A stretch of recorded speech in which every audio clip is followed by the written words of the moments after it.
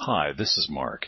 There are a lot of reasons to get angry these days, but I prefer to focus on the positive things that we each can do to make this world a better place. The book Building a Better World in Your Backyard, Instead of Being Angry at Bad Guys, is a great resource for just that. Instead of throwing my arms up in frustration at governments or big corporations, there's a list of ideas that we each can tackle to affect change. Information about this book and other resources can be found at permies.com. Wait, can you cuss on these? Yes. Do you want to test it out? It's on right now. Shit. There you go. There you go. See? And look, over there, Gabe is dazed. He's like, that's a word he's never heard before. I wonder what that means. Yeah. So,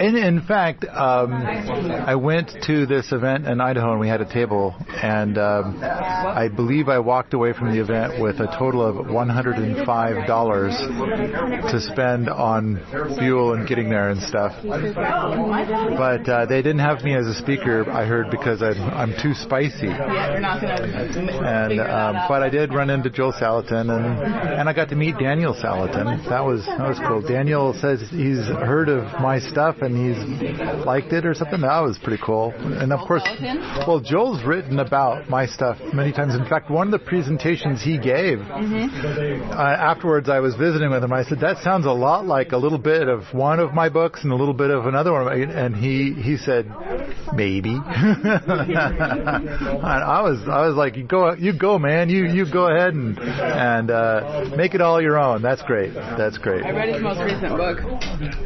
Are we recording? Sorry. Oh, yeah. Okay. Oh, yeah. You read his most recent book, Joel Salatin's most recent book, and Homestead Tsunami. It really made me feel the community of homesteading. Ooh, neat. It got. Oh, there's more. Okay. Oh, yes. It made my heart just resonate with this community. Oh, excellent. I always like visiting with Joel. I mean, I kind of feel like what he presents is very level 2, level 3, and then when I sit down and talk to him, it's very level 5, level 6 stuff, and it's like, I mean, it's just delicious to be able to talk to somebody who kind of has been down the rocky road and knows all the things. And I believe I've recorded a podcast about Joel's stuff, and I really ought to just, bring this thing with me so when I run into Joel, he and I can record something together. And I once saw him trying to do like a Zoom call with somebody and it wasn't working. The technology was wonky or something. And so maybe his internet isn't really great or something. But all right. But today we're going to talk about other stuff. And in fact, Alexandra, so you've been in a lot of the podcasts in the past, right? I've listened to a good number of them. Not all of them, but a good number. I can't believe I'm going to hear myself later. Yeah. Well, and I know that there was the rocket mass heater thing that we did that one time, and you were participating in that. That's right. I didn't know you could do that sort of thing on YouTube. Surprise. Sure. So, and we're here at the Skip event, and I have been reminded like 8 times that I have not put out a podcast in a really long time, and there's been a lot going on, and I just kind of felt like there was enough that I wanted to sit down and like let's try and squeeze something in during lunch. So I guess I'm stealing from your guys' lunch, because normally I sit here to answer questions at lunch, and instead today I'm gonna ask questions. I guess. Wow. So revolutionary. Yeah. How it is then. So I'm sitting at the table with Alexandra, and then not anymore. One more. Yeah, and Charlie's here. Charlie, this is your second time here, right? And as cook, and she's nodding yes. She doesn't realize that podcast is a sound thing, and so nodding, yeah. And Rio's here. You have a special talent, Paul, for getting people with their mouth full. Oh yeah. And that's visual treat that no one on the podcast will get to experience, but you can imagine it. I was imagining the part where what she had in her mouth would come out her nose. I was like, could I do that? And it turns out, no, I don't have those powers.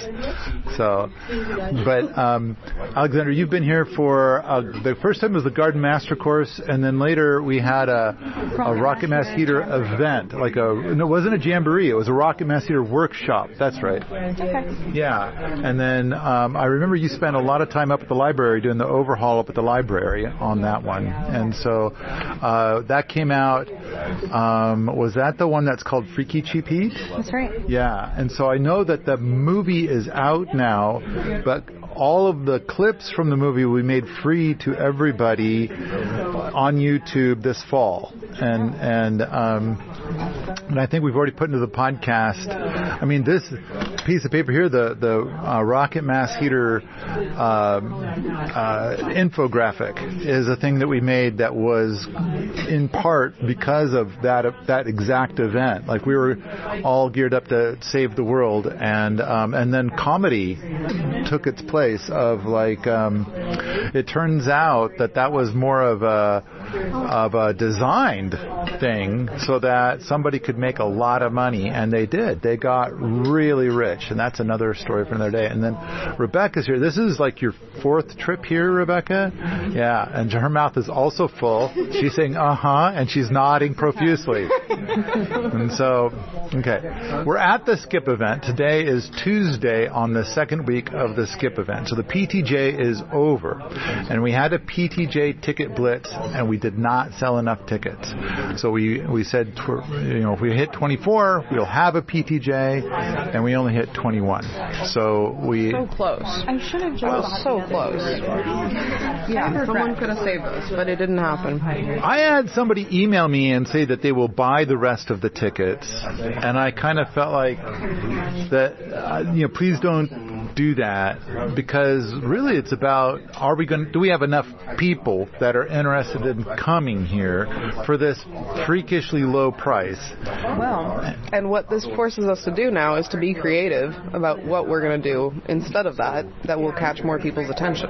Well, I proposed something about 7 or 8 months ago to my assistants, and it seems like when they write about it internally, for all these months they've been confused, but there's a little bit out there now, and I realize I need to go and step in and make it happen, kind of like how I made this blitz happen. And I think what I want to do is, I'm calling it themed weeks, and so the idea is that, like, the boot camp will take on certain projects during a week. We may or may not bring in a ringer, which would be a lot like having an instructor at the PTJ. And then we will also we'll focus on that. So people will rent cabins as seppers during that time. So, see, when you say ringer, I'm thinking dead ringer or ringleader. Which of these is it going for? I'm thinking like when you have a pee-wee baseball team, and then you bring in a professional baseball player to play on your pee-wee team for a day. That's a ringer. And so, so everything's happening all at once. That's kind of how my life goes.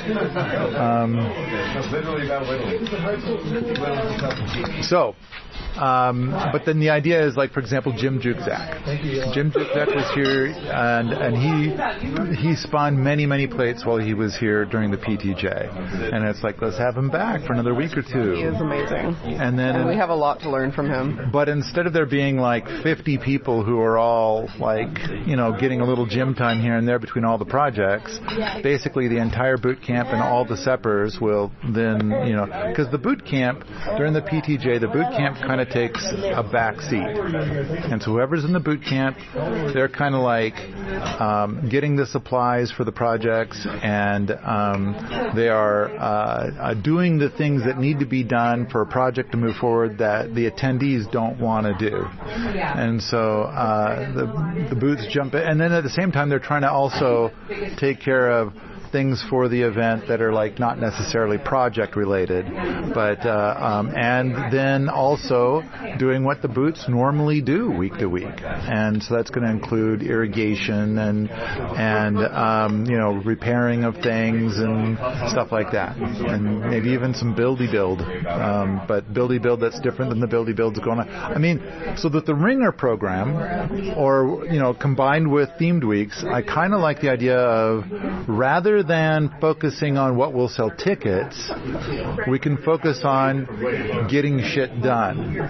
So there are some projects that need to be finished. Like Allerton Abbey needs to get to 100%. And we seem to be perpetually hovering around 96 to 98%. And then there's little things that just need to be done. Oh, I thought it was totally done. I didn't realize Allerton Abbey wasn't complete. 3 of the wing walls need to be replaced because when it was first built, the roof was put on incorrectly, but it took us a while to figure it out, and the decks were installed incorrectly. So this made water run off the roof, land on the deck, and instead of running off the roof correctly, it would run off the roof like right above the deck. And then when hitting the deck, rather than running away from the building, the deck was installed so the water would run to the building. And then that caused the 3 wing walls to rot. And so one mistake, 3 repairs. So we've already replaced one of the wing walls. The other 3 wing walls need to be replaced. On top of that, we need to finish all of the horticultural stuff on the roof. Right now, Opalyn is still working on getting us up to having window quilts version 2.0. So and then we need to. Looking beautiful. They're looking beautiful so far. And then I think we might be then ready to conduct a proper annualized thermal inertia test starting next June. We had a long conversation about what does it take to do it, and it's like we would need somebody who gives a shit about scientific rigor. And I think it's easy to find somebody who can utter the phrase scientific rigor. But I want to point out that when I was south of Missoula and I was living there, that I did the tests for how I saved 87% off of my annual heat bill. And what I did was I maintained a daily log.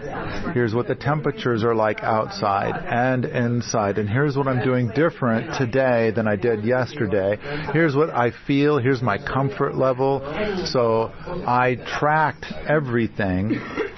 That is scientific rigor. And so I've had people who stayed there and said that they could pronounce scientific rigor, but then it was like a month later they haven't recorded anything, and let alone maintain a daily log. And it's like, so I don't know, I just kind of feel like if we have, I'm going to just pretend for a moment because I do a lot of pretending. I'm going to pretend like we have 20 people in the boot camp and maybe an additional dozen seppers, and out of all those people, I can't help but think there's 2 or 3 people that, are keen on scientific rigor. And maybe, in fact, there's someone listening right now who says, wow, what an opportunity.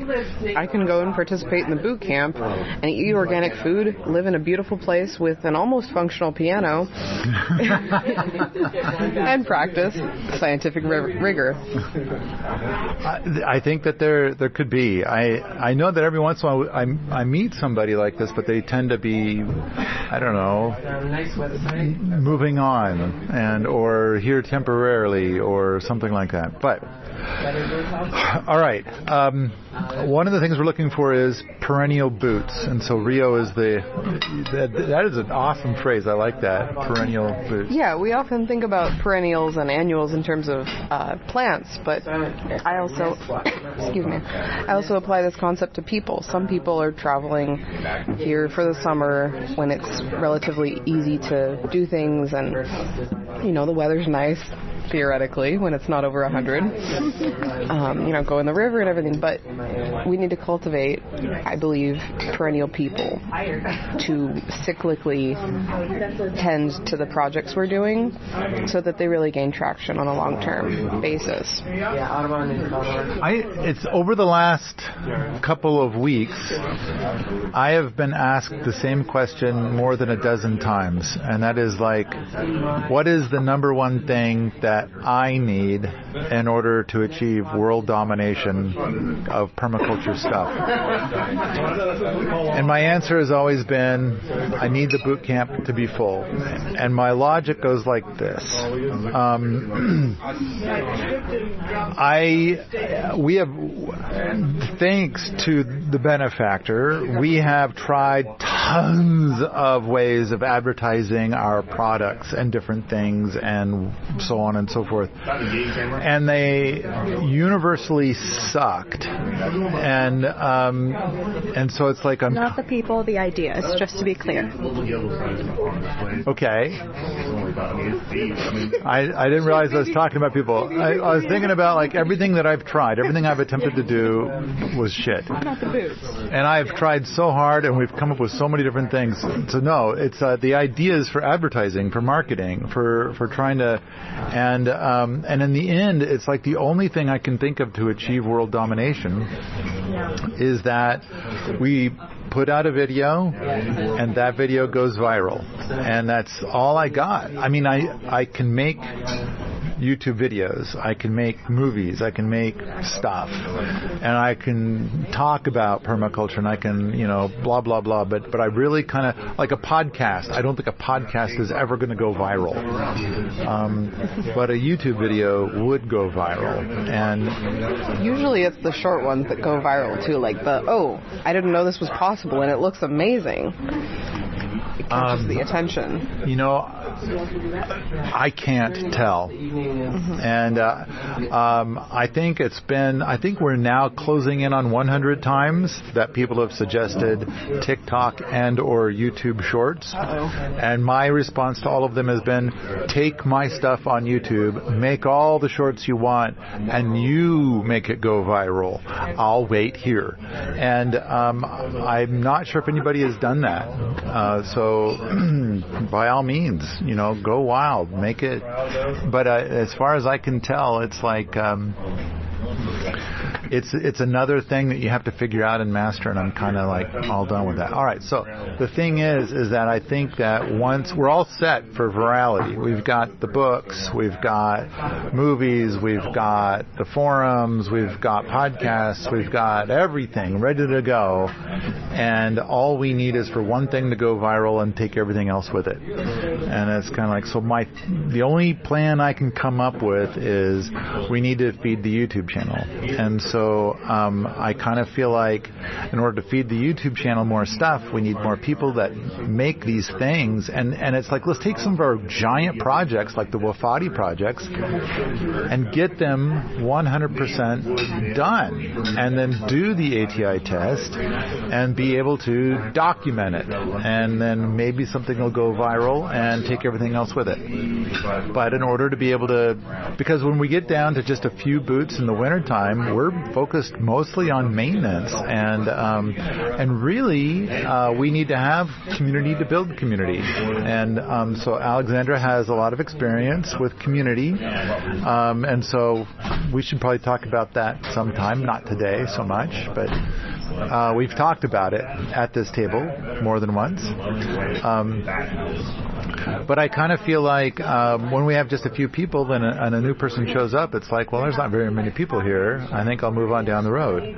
And but when the times have come when we've had 12 or 17 people here, or even 20 people here, then it's great. But then we will lose our population generally to one bad apple. And so there's many flavors of that, and that's another conversation for another day. But the thing is for now, my strategy that I'm thinking of is let's get our projects done. Let's document them. Let's make YouTube videos and see if we can put them out there. And maybe something will go viral. That's the plan. And, of course, then it also gives us content for which we might be able to make a future movie or something, like a future Kickstarter. It looks like we're not going to have a Kickstarter this year, which is, kind of inevitable since our last Kickstarter did not do that well. It did okay, and but when you have a Kickstarter that doesn't do well, then all the people that are the players that get a cut of the action, they're kind of like, I don't know about this.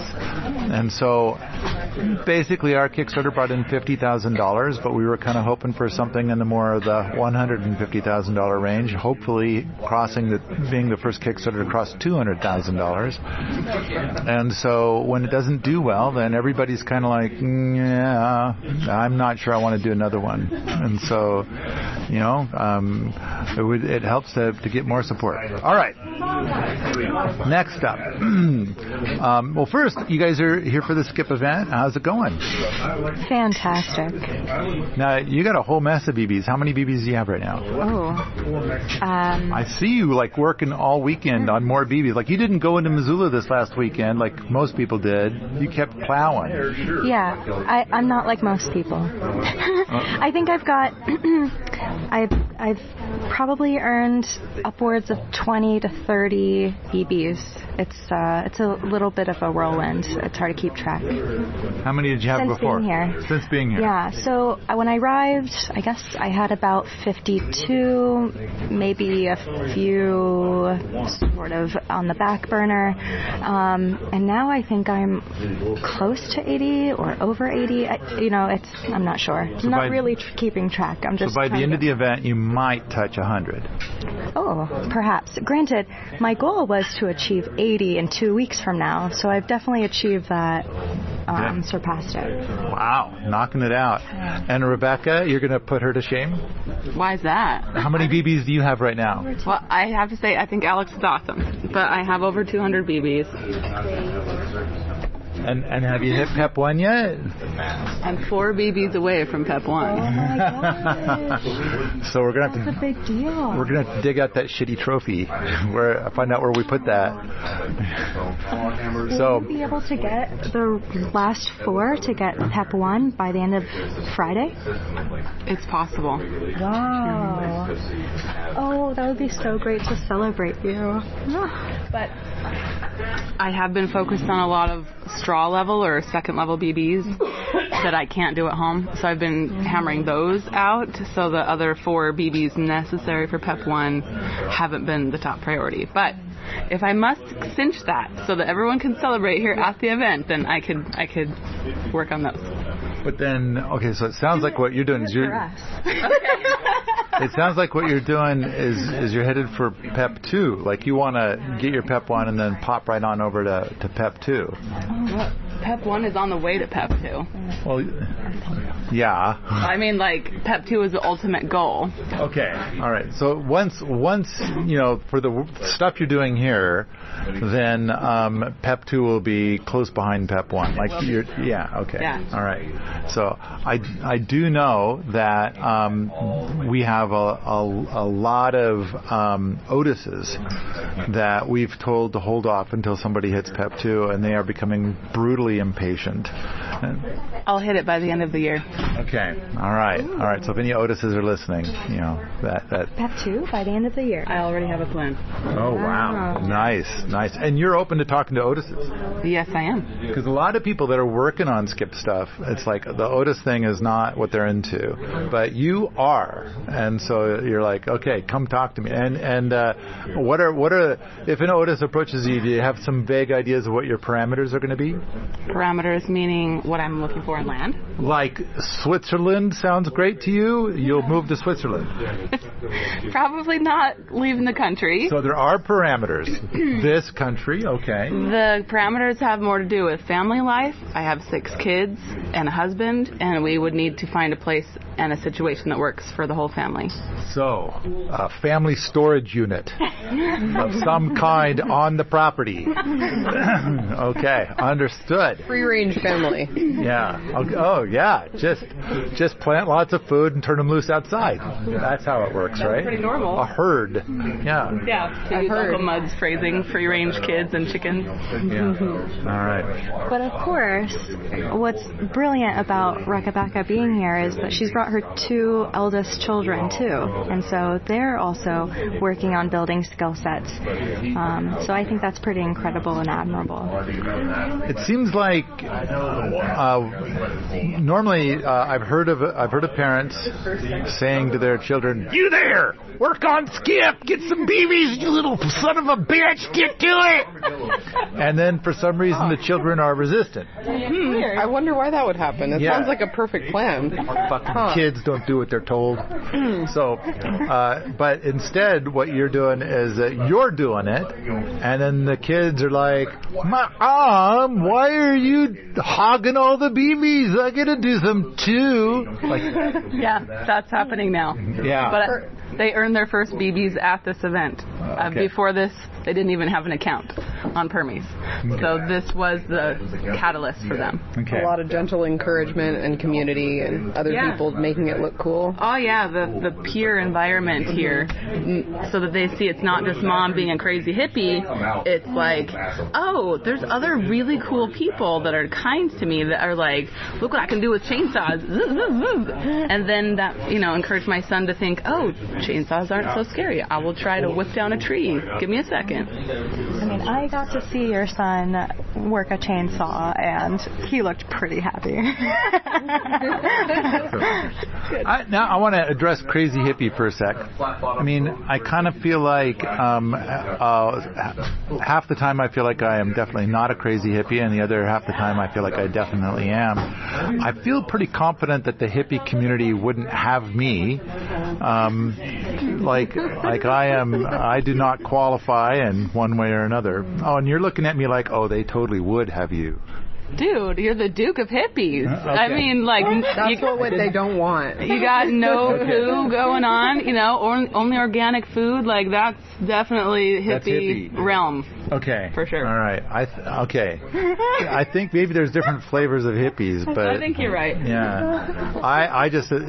So it's like Sepp Holzer believes he is definitely not a hippie, because I think that he feels like he's hounded by hippies telling him what to do. And so I feel like I hear from this crowd frequently, too frequently, about how I need to stop living my life the way I live my life, and I need to be obedient to what they tell me, which is not the way they live their life, it's just what I have to do. And it seems like the things that they propose are things I'm not comfortable with, but I would definitely say, yeah, that sounds like a hippie thing. And but hey, yeah, maybe I'm a hippie, maybe I'm not. I can't. But Sepp Holzer asked me if I'm a hippie, and I don't know if you guys heard that podcast, but he asked me if I'm a hippie, and I said I came up with a metric, and I said, I find that the Earth. Ask Paul to quantify it. Yeah, I came up with a way, and I said I believe. Hippie are you? What percentage of hippie runs in your blood?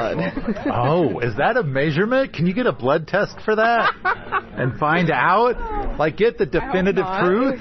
So I think you might not be a hippie, but you might be a hobbit. But I'm 6.5 feet tall. I'm freaky huge. That's not a qualifier. There was a picture from You can be a hobbit. There was like a little video clip from the PTJ. Hobbit? There was a video clip from the PTJ. It was so weird. I mean, I looked like I was 4 feet taller than everybody else. I saw that. Yeah, it's like sometimes you get in these pictures and it's like, am I really that big? That's But how I feel all the time. it is kind of bizarre. Tiny. Yeah. Yeah. She's lying. I can really know. Okay, so the skip event is going great. I feel really good about it. I mean, we got it, at some point we need to talk about whether we're going to do one next year. And I know a lot of people are kind of like, well, why wouldn't you? And it's like, I don't know, kind of the same as the PTJ, where it's like, you know, I can't keep running these events in the red. So it's kind of like, I kind of thought by now that it would be a little bit more self-propelled. Like we'd say, okay, the tickets are available, and boom, they'd sell out, and then we could, you know, prepare for the event and everything. But instead we're like, okay, who wants to come? And then it's like, you know, 21 instead of 24. And I drew the line at 24 thinking like it'd be nice if it was closer to like 35 or over that, like pushing 40. I'd feel then confident going into the event that there is strong interest. But when I started hearing about people buying tickets just to make sure the event happened, it's like, that's not how it works. So, all right, moving on. Oh, I'm having a thought, and that is, I wonder if we could shift the setup of the event to be something like Rabbit Sick and other events that I've attended, where you really just pay for food and the toilets, and then the event participants that come, they buy whatever classes they want to take from instructors who bring all the materials, instead of you, Paul, funding all of the projects. Does that make sense? So if someone says, oh, I really want to butcher a rabbit, then they'll sign up for it before, and the instructor will come with the rabbit for them to butcher. Or if they say, oh, I really want to make a quilt, they'll buy the material, they'll buy the class, and then Oplin or whoever is the instructor will bring the materials, so that it's more, well, it's the funding comes slightly from a different place. okay. Then also the booths aren't running around like crazy chickens with their heads cut off trying to get everyone all the things. Are the boots running around crazy? Because Rio's a boot. I don't know if I mentioned that yet. Do you feel like a headless chicken, Rio? Only about 1% of the time. Oh, do I feel like a headless chicken? That's good numbers. Specifically. There has been a little bit of a push, but I don't think it's out of the ordinary in terms of running an event for the, I'll call us the background crew, to be a little bit pressed. But it's been tremendously enjoyable as well. Have you ever wondered whether a particular book was really good or just so-so, and if you could trust the reviews online? When it comes to books related to permaculture, Permies has a large list of reviews for over 100 books. Perhaps you're considering a book for yourself or a friend, or you're just curious about what's out there. Stop by permies.com/book and take a look at the book review grid and read some honest reviews, and hopefully you'll find the next book to add to your collection. So this year was the first time where I asked the crew after an event, and up until this year I said, was it better than regular boot weeks? And every time I heard, yes, it's better. It's more enjoyable to have the event and be doing these chores and stuff during the event and all the other things, that the upsides outweigh the downsides. But then I heard one person say something about how the amount of time turned out to be more than he thought. And so I'm kind of thinking like, okay, maybe next year we can, or if we have an event next year or ever again, maybe we can mitigate that a little bit. I always kind of thought that the boots always enjoyed it more than a regular boot week.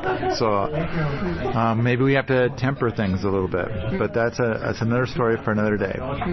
All right. My take is, I love how organized the event is. I wouldn't have changed a thing. And I would say I don't prefer the primitive gathering approach, because it's harder to get into a class. It's harder to format your day. If you have a multi-day project and it overlaps with a different multi-day project, it's complicated. I think this event for Skip just went so smoothly, and I love it. I hope it happens again. I actually have another idea. So you're saying, Paul, that you had several people approach you and say, like, oh, I'll buy a ticket just so it happens. Maybe we should have an avenue to send those people towards so that they could make a scholarship fund for people who can't afford the full price of a ticket, and kind of have our community balance itself out in terms of finances. I've always been dead set against scholarship programs like that. The moment you give somebody a free ticket, they put zero value. Yeah, if you do discounted, that's a possibility.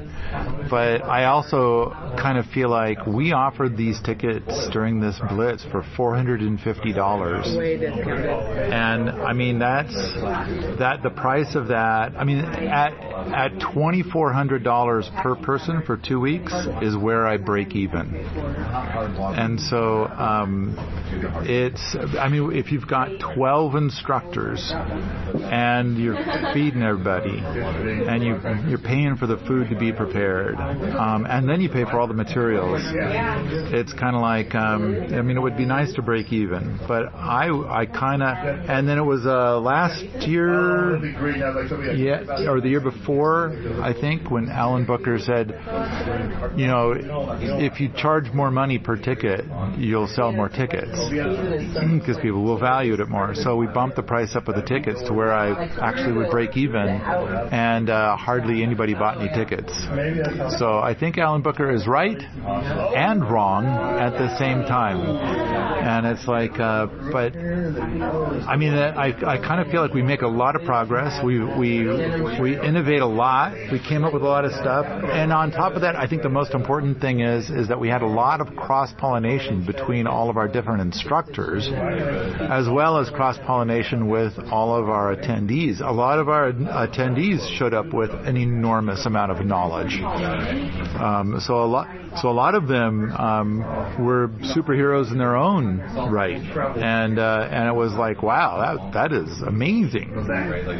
So in fact, one of our attendees from last year was an instructor this year. So that'd be Katie, and she led the things on the willow feeder stuff. Which, by the way, there's a forum called the Secret Inner Circle, which is for all the people that have backed Kickstarters in the past, and we have a poll there, a poor man's poll, asking people like what should be the next big topic, and one of the top 3 is willow feeders. So we're trying to accelerate all of our willow feeder stuff, although it's hard to experiment with willow feeders because it kind of takes several years for each experiment. But I think we've got what we put in the cans dialed in, and that is working really well. I think we need to do some more work on some other things. What?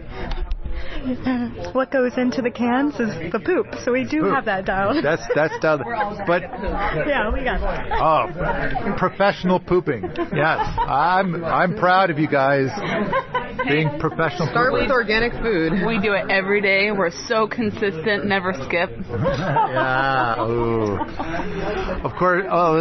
So we put like 3 to 4 inches of sawdust in the bottom, and then that new little pipe that we put in on the side to help ventilate the bottom. I think those 2 things are, what we put into the cans besides poop. Oh, right. And it makes a big difference. So we need some work on the urine diverter stuff, and we've got a lot of ideas in that space, and we've got some experiments going on with urine diverters. But that is a big topic. All right.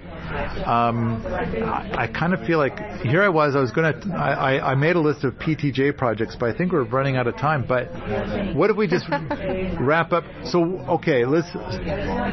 Alexandra, what are some of the BBs that you worked on while you were here? My focus was on natural building, gray water, woodland, metal working. All the things that I can't do easily at home, or I don't have access to wood, or I don't have access to the tools.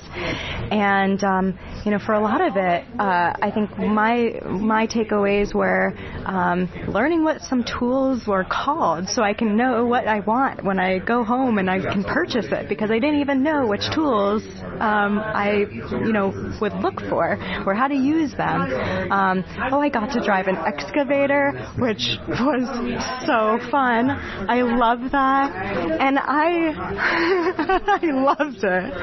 And prior to this event, I'd been really trying to conceptualize the possibility of doing an equipment rental, and I've been not following through with actually executing that for a number of months now. I've even talked to arborists, and they wouldn't let me touch their machine, but they were happy to play with it in front of me and like taunt me a little bit, but they wouldn't let me touch it. That was fun. It's like, well, okay, this really gave me a lot of confidence that it would work in my backyard, but I was afraid to move forward with that, and now that's all I can think about. I'm going to do that bobcat rental. I'm going to knock out some projects, because right now I'm doing a lot of 5-gallon bucket kind of work, and that is just a hardship. But, small and slow solutions. I've been able to, see what the effect is of making small changes, but I feel pretty confident of what I'm doing. I want to make bigger changes. So being able to use a tractor and feel like I think I can do it, it was just so fun. I think I was giggling out there on the tractor. I couldn't believe it. It was so fun. It felt like a video, like not a video, those games where you pick up a thing. Anyway. Okay. Oh, right. The claw machine. Yeah, claw machine game. It was so fun. I won every time.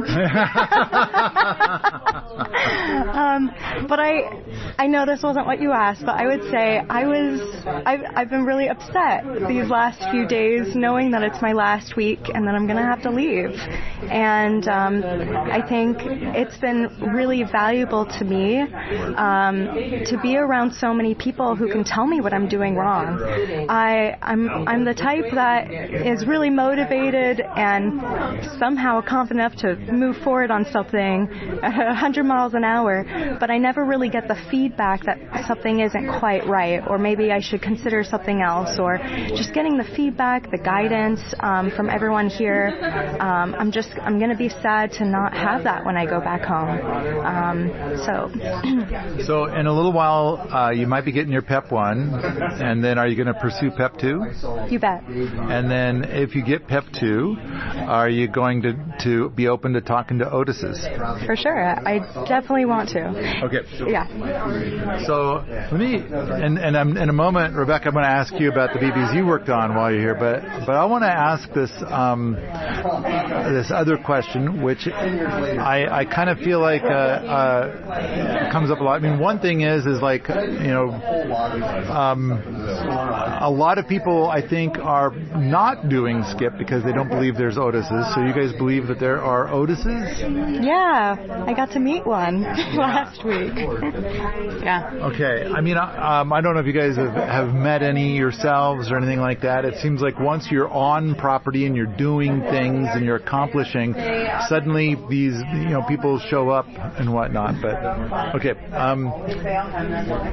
I really want to get this first connection done because I think a lot of people are kind of holding back from skip. But I also think that once you start, here's another question I want to ask for both of you is like, if you were to start from the beginning and pursue PEP 2 full time, whatever full time means to you, whether it's 40 hours a week, more than 40, whatever, how many months would it take to achieve PEP 2? If I didn't have all of the obligations that I have. It's full time. Okay. It's like a full-time job. Okay. Without kids, I think it could be done in 6 months. You'd have to be very strategic about which ones you do because there are some that require a lot of time. But I think if you are solely looking to do PEP 2 and not prioritizing the aspects that maybe you want to do for fun or that are more desirable to you or maybe a better fit, but you're solely looking to strategize, I think it could be 6 months. 6 months. I don't think there's a straight up time frame because it really depends on what resources are already available to you. Ooh, good one. Good one. If you don't have a yard where you can have animals, then the second level animal care badge is going to be really challenging or impossible. Let's talk for a moment about somebody who is, and frankly, when Mike and I wrote this, we kind of directed the book at 17-year-olds. Okay, yeah. So let's say you've got somebody who's 17 years old, and they are portable. They can come home for some of it, and they can go away for some of it. Okay. How long will it take a 17-year-old who is now hyper-focused on this and contemplating doing this instead of going to college? Okay.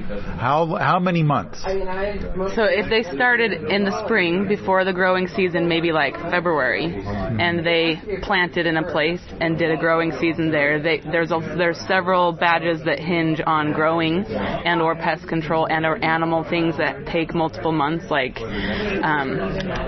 having chicks that hatch and things like that. I think they could do it in 8 months. In 8 months.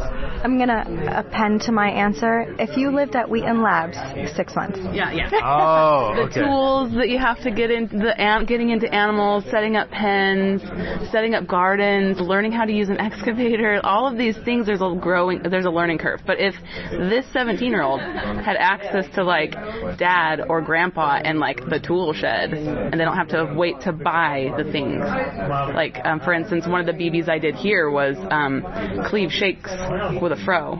Yeah. For roofing tiles. And you don't have a fro at home. I don't have a fro at home. Or maybe blocks of cedar. I don't have cedar at home either. Yeah, okay. All right.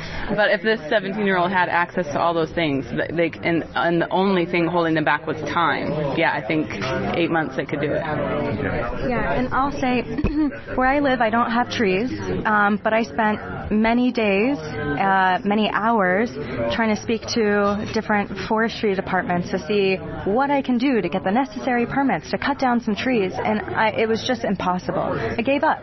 So, coming here, so easy. I got done, fell most of the woodland requirements in a day or two.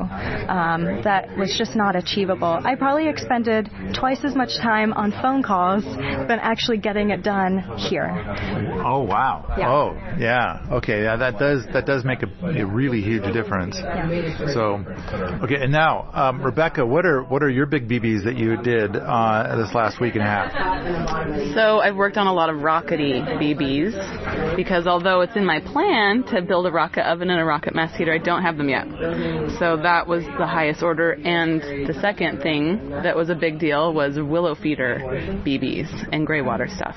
Okay. I can do a lot of, I can pee on plants at home. I can create a level 1 pea spot at home. I can save my dishwater at home. But putting coat hooks in a willow feeder or moving a giant can of willow candy to a warehouse, those are infrastructure I don't have set up. And it was so easy to do it here. Yes. Yeah. Well, and that's, part of it is like I like to think that someday there'll be 200 different places across the United States or maybe even, outside of the United States where people can go to do these little BBs or do a subset of BBs, and I love the idea of there being like BB20 events all over the place where, come on down for this weekend and here's the 7 BBs we're going to facilitate this weekend. So maybe we're just, 20 minutes away from where you live and you could drive over and spend a weekend here with a bunch of other people pursuing BBs. And I'm game for that. I'd host one. So for people in Idaho, they can come out to your place for like a weekend and knock out some BBs. Yep, carved spoons and all the great stuff. Yeah, I always kind of felt like a great one is like as long as everybody puts up some firewood, then I'm okay with them pursuing other BBs while they're here. And so and now, okay, you're in Colorado. Are you going to open your doors up to people pursuing BBs? I'm open to the idea. This is the first time I thought about it. Okay.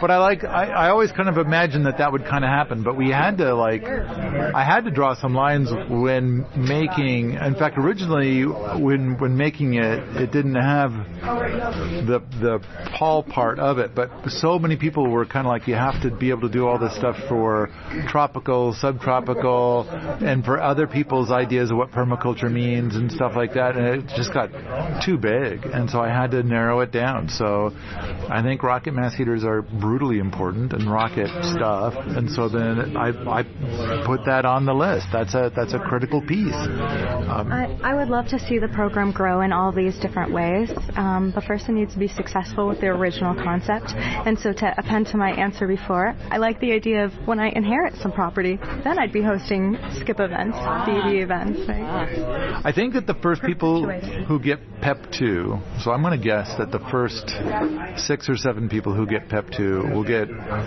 20 or more offers from Otis's. And then PEP 2 will continue to work, but I imagine that when we've had, 100 people get their stuff and they hit PEP 2 and they get a situation, I think it's going to then start to be like the Otis's are going to be looking at the people who achieved PEP 3. And eventually it'll be PEP 4. But I think getting PEP 4 is going to take a lot longer. But yeah, I think somebody here, and another thing about being somebody here is I kind of feel like during the boot day, I think on most boot days, a person could probably knock out a BB during the boot day. Like there'll be a project going on and there's a BB for that. And then it's like, okay, I want to get the BB for that. So that person's like, okay, you got to do it by yourself over there. We're going to work on this one over here, something like that. And so I think that there's a lot of that, but it will slow you down. However, you're here, and in a way, it's easier because you've got people showing you how to do it and stuff. But then, yeah, you still got to do it yourself and take your own pictures and stuff like that. And then, of course, there's the evenings and weekends, which when we first created the program years ago, the SKIP program, the original version of the SKIP program, I remember there was a woman here from Sweden, and there was a guy from New York City, and the two of them worked on these projects in the evenings and on the weekends. And so they were taking pictures, and I don't know, we've shared some of those pictures over the years. But the key is they were both in the boot camp program, and they were doing all this stuff on the evenings and weekends. So it's like there's a lot of evenings and weekends out there. So it that's all the time I have for BBs is evenings and weekends because of 6 kids and family life, right? Yeah. So all my BBs are evenings and weekends. Okay. All right, I think we're getting towards the end of it's time to get out there and get some more BBs. Oh yeah, I got 4 minutes before this space gets converted into BBs today. Skip Town. So anything else about the Skip stuff or the Skip event? Yeah, Paul, I'm really grateful for you for putting this program together. It's been really meaningful for me, and I'm excited about it and the prospects. And I'll say I originally supported the Kickstarter not because I thought I would be doing it. I supported it because I wanted my kids to have a different pathway in life, to not be in the rat race like I had been. And so, I'm just it's wild to me that I'm in it, and it's wild to me that I started so late compared to so many people. But I'm surprised that more people haven't gotten to PEP 1, PEP 2 by this point. And so for all the people saying that they're not going to start it until they see someone succeed, now is the time to start, not wait. Now is the time. And I'm surprised that now is still good enough. I'm surprised that this program didn't already exist. I'm okay. So Skip is 1,400 and 77 projects that you can do, homesteading projects you can do that can be verified. And I'm kind of like, why didn't this already exist? I mean, the number, before I even started writing any of this, I had met 24 different Otises that were like begging me to take their land, and I'm like, don't give it to me, I would just sell it and liquidate it, which is what you don't want. You want somebody to come here and love this land like you have, which is not me. And they're like, well, give me somebody, and I got nobody. And it's like, so this is the thing that they needed. This is what, so Mike and I spent so much time. But anyway, I'm glad that you like it. I'm glad that it's working. I'm a little, in hindsight, I'm kind of thinking to myself, how the fuck did I get here? How did I even create this? And it's like, well, and a big part is like I keep running into Otises. Mike was so impassioned and upset that he couldn't find somebody worthy to will his land to. So in a way, it's a tip of the hat to Mike, because a lot of it was created because of Mike's phone calls, and I dreaded his next phone call because he was always so, and it did seem like it just seems crazy that we don't have somebody inheriting his land, somebody worthy, and how do we, so I kind of, and now that we're this far along, I'm baffled that there's not 500,000 17-year-olds doing this right now, and just to build skills, if nothing else. But it's like the number of Otises out there is in the millions, and they desperately want somebody to come and love their land after they've gone. And it seems like this is a cakewalk, and I just kind of feel like instead these 17-year-olds are probably going to go to college, go into debt, and then they're going to take 20 years paying off that debt, and then they're going to have to work another 20 years in order to be able to come up with a grub stake to be able to buy a retirement property and retire to something like this. And it's like, holy shit, could have saved them 40 years. And it's like, and it's all, and they just don't know, or they just don't believe, or I don't know what. But anyway, thanks for your kind words. Rebecca, do you have anything to add to this? Well, you mentioned a moment ago cakewalk, that PEP could be a cakewalk. Compared to going to college? And the worky job? Okay, so the difference is college and a worky job, you kind of sit there and get spoon-fed. And PEP, on the other hand, there's been some blood, sweat, and tears to go into my projects, but I come out of it feeling like like I have really upped my badass homestead game. Like I am becoming the woman that I wanted to become. I'm doing the things I always dreamed about doing, and it's because of the skills I've developed here. So the cost input is tiny compared to college. The output and the self-esteem, it's transformative. It's more than you can put a price tag on. Now I understand. The other day, you were angry at me, and I was seeing you told me later, like you apologized to me later for being angry at me, and I'm like, that was angry? What? I didn't even notice anything. Then I think you were angry that I didn't notice that you were angry. No. Okay. What do you want to share with the people about what your project was and what I said that made you angry? Okay, so we're dry stacking rock walls, and do we have to talk about this? No, we don't have to. Okay. We don't have to. No. Yeah. I basically said you got to do it this other way, and here's why. And there's BBs you'll have to redo, and there's BBs you'll get rejected, and you learn to do it better. Yes. You learn to take rejection and feedback. It's in a part way of the you process. don't get in college. And because it's kind of like if you're going to go to college, it's like you got to get scores that are 95% or higher, or you have to do it over. Whereas in college, it's like, okay, you got a 40% on this test, but that's just one test. Yeah, C's get degrees, man. C's don't pass skip. Yeah, C's don't pass skip. Yeah. You got to get an A. You got A. It's it's A's or nothing. And we've had some people that tried to turn in some C material and they got rejected, and then they complained that the whole system is fucked up, and then they just dropped out of skip. It's just not the system they're familiar with. That's true.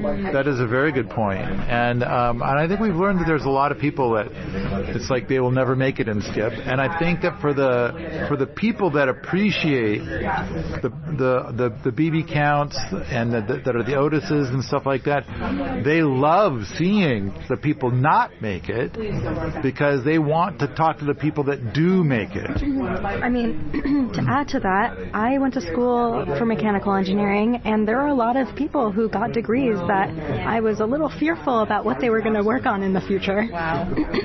Meanwhile, for this, I like the qualifier. I like that people aren't making it to the end with C-type performance. So I love this program, exactly how it is.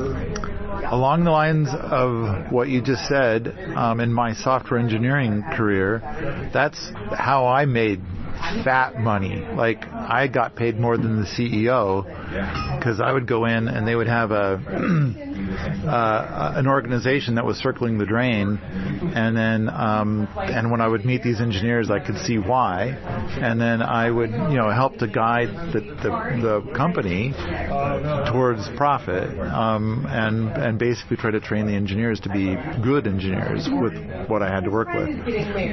But I am, when I go into these, I'm amazed that these people have degrees. Some of them have PhDs, and it's kind of like, now I've met a lot of PhDs that are fucking stunning. They are amazing. They are brainiacs. They are great. And for every one of those, I've probably met 4 people with PhDs where it's like, how the fuck did you ever get a PhD? What school is so bad that they would? It happens. Yeah. And there's a lot. I would say 95% of the people that are being paid a professional wage for a professional job have no business being there, and they must have lied on their resume, or whoever's doing the hiring has no idea what they're doing, or whatever. And yet you're forced to work with them in the rat race, which I made bank on. It's not that I was forced; it's that I got paid 10 times more than they got paid to come and clean up their mess.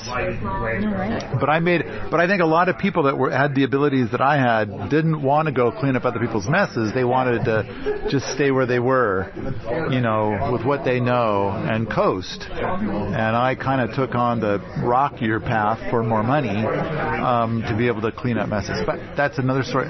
Sorry, you pushed a button. I said my thing. Yeah. Sorry I did that. Yeah. If anyone has any follow-up interests in talking, my name is Alexandra. You can purple message me. Yeah. Okay. All right. Rebecca, self-promote. You got anything else, Rebecca? I just want to go foraging. Can we be done yet? Yeah. If you like this sort of thing, come on out to the forums at permies.com, where we talk about skip, homesteading, and permaculture all the time. In a world on the brink of social collapse, one website stands above the rest to fight back the zombie horde of corporate trolls. Permies.com. Take back control of your destiny and protect your loved ones from the toxic gick coming at you from all directions. Strap on your overalls and start building that bunker of abundance with the good vibes and friendly, helpful insight found at Permies.com.